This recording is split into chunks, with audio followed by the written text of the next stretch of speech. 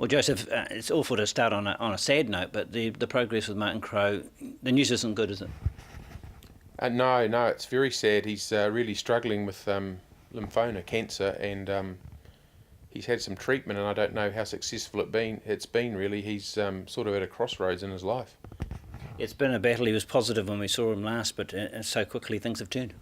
Yeah, I mean, he really was good last year. He had the treatment. He seemed to have at least had it in remission.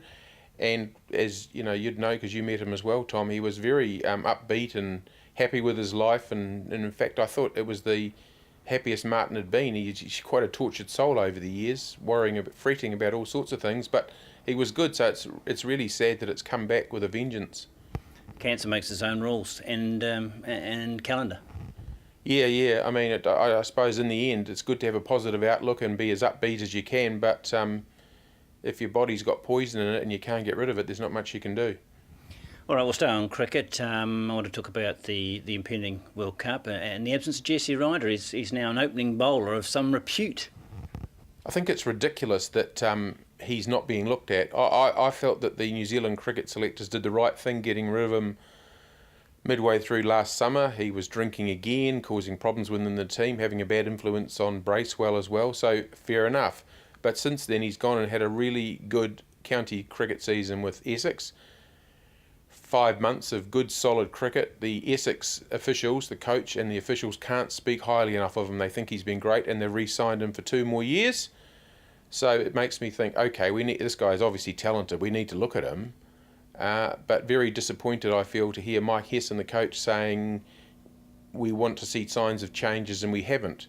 I mean, what do you need to see? Is Hesson talking to anyone to find out? Because obviously Jesse's pulled himself together quite well. Maybe he's better, maybe he's not, but let's at least find out, because if he played in the World Cup for New Zealand next year, he would definitely strengthen the team, and I'm sure that during that World Cup he would win matches for us. Yeah, our talent isn't ever going to be strong enough to ignore players of that quality. The guy's taking 8 5-wicket bags. We know how good a batsman he is, great fielder, so we probably need to go the extra yard to find out what's happening. Yeah, it's a balancing act. I mean, I think you can't make exceptions for someone just because they've got ability. You need to make sure they're pulling their weight as a team player. But if he wants to and he's keen, and that discussion's been held, that would be great, wouldn't it?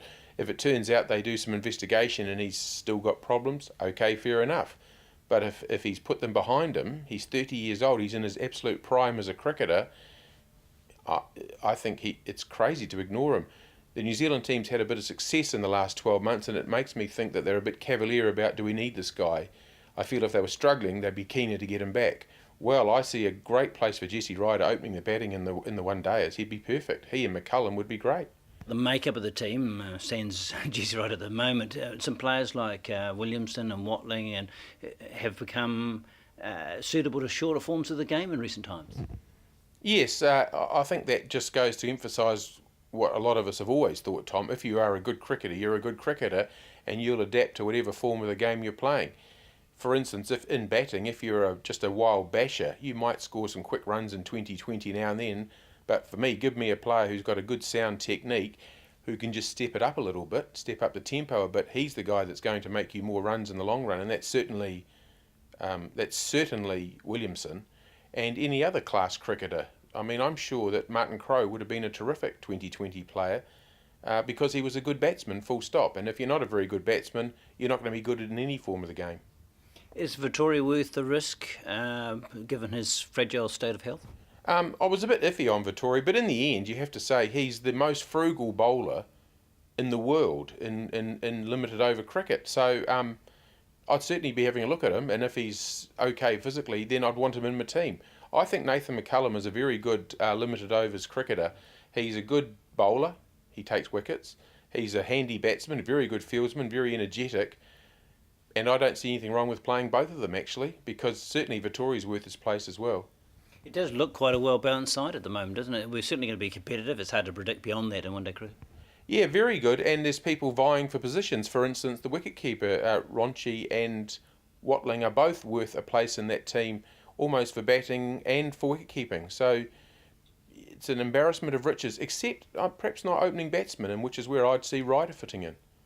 And it's good to see the likes of Northern Districts and Targa last year. They're competing, able to compete on that world scene, the T20 competition. They have to go through a rigorous qualifying section. Yeah, but yeah, very positive. Yeah, in the end, it's T20, Tom. They might as well go and toss a coin sometimes.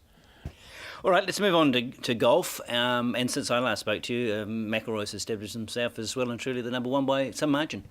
Yes, he won 2 majors this year, and he was a dominant factor in that Ryder Cup, which has just finished. He didn't win every match, but he was obviously a key figure every time he was playing. And boy, he played some good shots during that tournament to help the Europeans. I thought he was great. He's got a great presence in the sport, isn't he? He hits the ball a long way. He seems quite an affable sort of guy, and the fans have really taken to him. Yeah, I mean, he's been involved in some sort of fringe controversies with Wozniacki, obviously breaking up with Wozniacki and changing club manufacturers and not playing very well for a year and so on. But he's a very sort of bright, chirpy sort of a fellow, and people like him. And it's a lot different to the last number one, because Tiger, for all his great play, was rather a closed personality and was so keen to be top dog and the man that you never felt the warmth around him that you do with McIlroy. It's interesting, without Tiger, they're saying that viewer numbers have down maybe 25% at majors if he doesn't play, even though when he does play, he's not a contender. I don't know that Tiger's that popular anymore, so I think a lot of people are watching him hoping he doesn't win. I mean, he's quite compelling to watch, but I don't think so many people are pulling for him as used to. I think the Tiger factor anyhow is diminishing, and that the other good golfers, people like McIlroy, and there's some new players on the horizon, Spieth and Reed and Dubuisson and so on. I think they're coming through, and I really feel they will be the stars, and that people will talk less and less about Tiger. It certainly changed. I mean, 2 or 3 years ago, he was odds on to beat Jack Nicklaus's record. He's now 25-1 to even win another major. That's a remarkable turnaround. Yeah, I wouldn't bet against him winning another major. I don't see him winning 5 and beating Nicklaus. But, you know, the last one he won was in 2008. In 2009, he lost to Yang, who no one had ever heard of and has hardly heard of since. And he led going into the final round. And it was sort of like, that's the first time he'd ever lost holding a lead in going into the last round of a major. And it was so incredible. And you thought, oh, that'll be soon forgotten because he'll sweep through and win more majors. In fact, that was his last chance to win a major, it seems. Let's talk about the state of New Zealand golf. A few qualify for the PGA. Things looking up on the men's side of the game, do you think? Yes, I see Brown shot a 59 very recently up in Tauranga. That's not to be sneezed at. In fact, he went 9 holes, 26. So if he'd kept that up, he'd have shot a 52.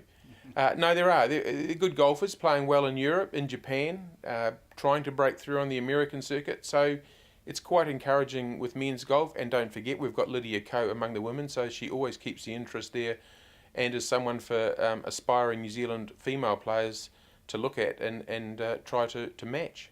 There's a big hope on her first year as a professional she'd go out and win a major. It didn't happen, but she was always there or thereabouts. Well, she finished second and won. I mean, we wouldn't mind if a man was repeating those sort of performances. I mean, it's pretty good when you finish 6th and people say it was a disappointment in a major. The expectations are rather harsh, weren't they? Well, she's ranked 3rd in the world, and she's 17. I think she's doing okay.